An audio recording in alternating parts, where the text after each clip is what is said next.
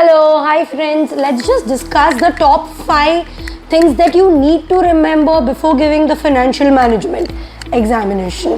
Number 1, focus on NPV.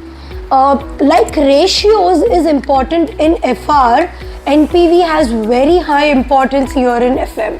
In your section C, one question can be from net present value NPV. So make sure before giving the final exam, you solve a couple of sums of NPV on Excel. Remember all the adjustments so that when you are giving your FM paper, you are prepared for your 20-mark question on NPV. Number 2, focus on WACC, weighted average cost of capital. Now, NPV जितना WACC का आने का chance नहीं है, लेकिन अगर आ गया तो it's a very scoring area. So again make sure कि WACC भी आप अच्छे से प्रिपेयर करके जाए, क्योंकि अगर पेपर में आपको सेक्शन सी में WACC आ गया, you are the lucky one. आपको 5-10 मार्क्स का WACC कैलकुलेशन बहुत क्विकली हो जाएगा and it's a very scoring area. Number 3, focus on theory questions. अब FM पेपर में always students have come out and said ma'am बहुत थ्योरी पूछा था, सम्स का कम, थ्योरी का मार्क्स ज़्यादा था. FM में थ्योरी काफ़ी आ सकती है. सो आप पहले से ही, बच्चे पढ़ते वक्त थ्योरी क्वेश्चंस को इग्नोर करते हैं, सम्स सारे कर लेते हैं, बट फाइनल एग्जाम में सेक्शन सी 40 मार्क्स, आराम से 20 मार्क्स अराउंड थ्योरी आ सकता है. और even in section A and B, the MCQs that are tested can have theory MCQs. So आप सिर्फ प्रैक्टिकल यानी कैलकुलेशन में फोकस करके FM पेपर देंगे नहीं चलेगा. FM में थ्योरी का बहुत हाई रेलेवेंस है.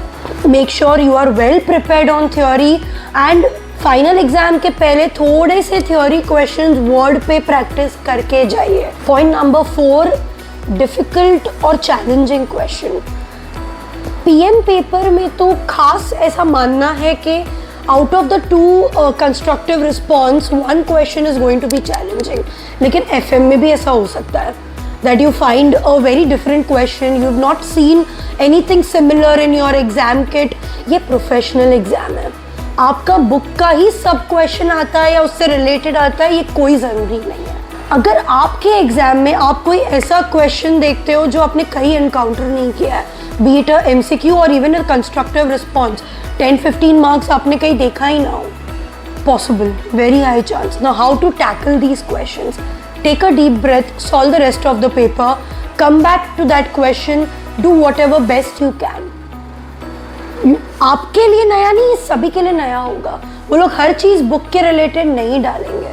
इसके लिए मैं ये बात खास स्ट्रेस कर रही हूँ. This is in FM also and this is in PM also.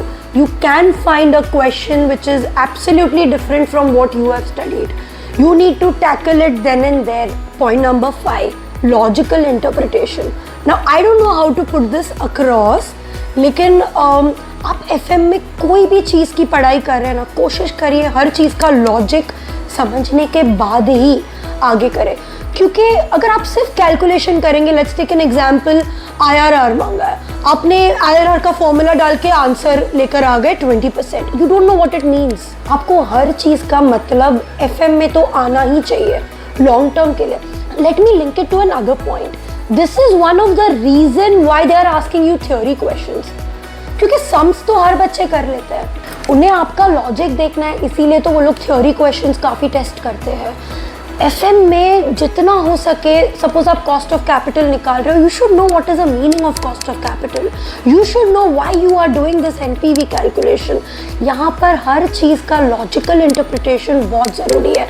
सिर्फ नंबर्स, कैलकुलेशन, फॉर्मूला याद करने से कोई फ़ायदा नहीं होने वाला, बिकॉज उनके सारे थ्योरी क्वेश्चंस आपके लॉजिकली एनालिसिस क्या लिखा है आपने वो चेक करेंगे. तो हर चीज़ यहाँ पे समझ कर पढ़ो तो बेटर होगा, सिर्फ फॉर्मूला से कुछ नहीं होने वाला. So make sure before your FM exam you focus on NPV, you focus on WACC, you give enough importance to theory and be prepared to find any difficult or new question. And also not to forget, whenever you study with logics. Don't just mug up. Logics will help you for long term also. All the best.